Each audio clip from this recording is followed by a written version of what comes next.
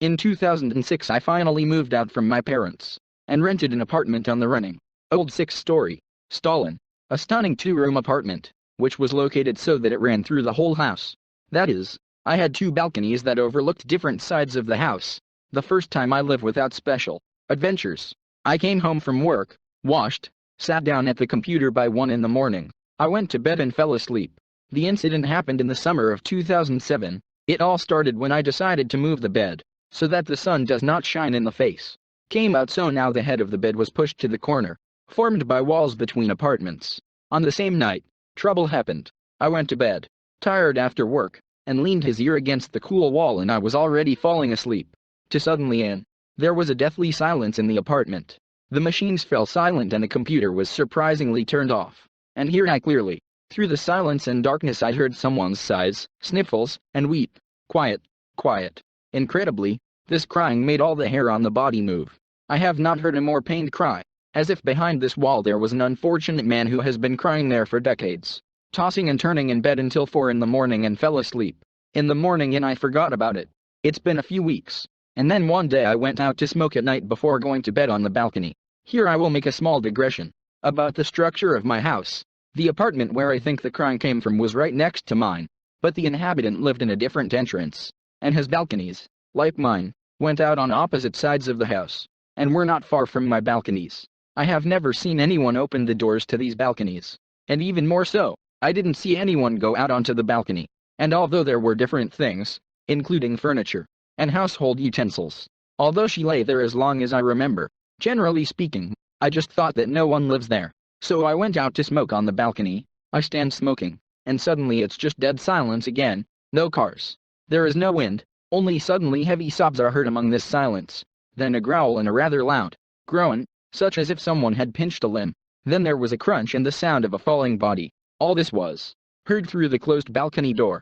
I must tell you that the first thing that came to my mind was the idea. Bad for someone there. I even thought about jumping onto his balcony and going into the apartment. See if everything is okay. Only sounds that cause exorbitant disgust in the soul, and pity, work no worse than the sounds of glass scratching. I remembered that pleading cry and almost pissed myself. I stood on the balcony for a long time. Who lives there? Then the idea came to my mind to listen through a stethoscope. What is going on in the next apartment behind the wall? I turned on all the lights in the apartment, as I was still in fear. I still don't want to do it all in the dark. In short, I put a stethoscope to the wall and heard from there the same weeping groans and sobs. It was a man. This went on for 10 minutes. I, like a paraplegic, could not do anything. I listened to someone crying behind the wall, and I myself began to pour tears from an extreme degree of sympathy and empathy. I swear more plaintive and unhappy crying I have never heard and probably never will. It gave me the creeps. I experienced intense fear. The crying faded, then grew louder. This was repeated more than once. I never fell asleep that night. The next day I decided to ask the neighbors about the tenants of that mysterious apartment from where the crying came from. The majority answered that, in their opinion, no one lives there. But one elderly lady said there was an artist. He lived with his wife. His wife died a long time ago and since then the artist has not left the apartment. They came to him several times. Relatives. Yes. Now no one goes there. Yes. He doesn't open the door to anyone. He probably moved out of there a long time ago. The light in the windows of that apartment is not on. Yes. Then I decided to ring his doorbell myself. Figured out the apartment on the desired floor and rang the bell. Heard the bell ringing. But no one approached. I didn't even hear footsteps. I left after 10 minutes. I was very happy. That came out into the air. I don't know for some reason, but it was terribly unpleasant. Most likely I screwed it up myself.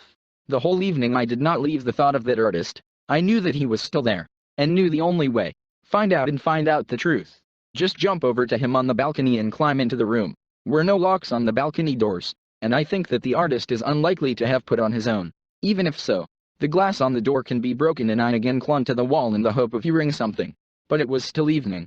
There was noise outside the window. I could not hear anything. Stood like that for about 5 minutes. Decided to move away. When suddenly I heard a scream. A terrible scream of pain. Not the same scream of a frightened one. No malice. No scream of rage. It was a cry of real pain. Unbearable pain. I recognized this cleric from 1,000. I heard him more than once. In oncology where I work, the cry of suffering. I froze and continued to listen. The screams were loud enough, but because of the noise it was difficult to make out. The first loud cry was followed by 9 more screams that became quieter and quieter, as if screaming got used to the pain because of which he screamed. Then there was a rumble as if someone had collapsed on the parquet, and then immediately there was a rather loud sob. Howl. Then I became devilishly scared. I didn't know what to do. More precisely, I knew exactly what I needed to do, but terribly afraid of it. I didn't want to climb to him so much, but I knew for sure that I would do it. Because I'm a doctor, I have to help. Behind the wall there are screams and moans, so you have to climb there. But it all seemed terrible. In short, I got ready and climbed out onto the balcony. There was still twilight. I decided to hurry, jumped over the distance between the balconies and climbed onto the neighboring balcony. I tried to look through the glass what was there in the room, but the lighting and curtains did not allow.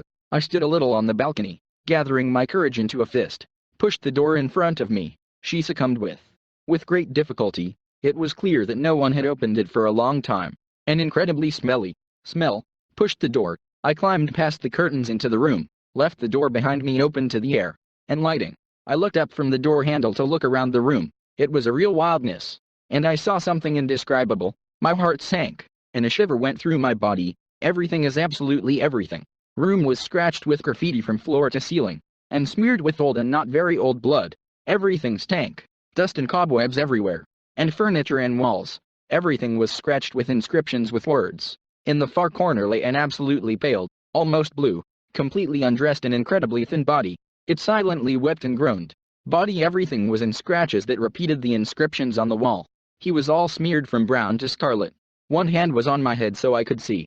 Mutilated fingers that were covered in blood. 2 bloody plumes of blood came from the body. It was fresh. Seeing all this, I froze. It was not only the fear of self-preservation, but the fear of the improbability of what was happening.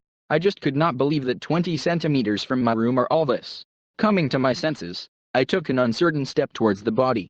There was a strange crunch, and I felt that I stepped on something. From the sound of a step and a crunch, my body turned sharply on its back, and looked red eyes at me.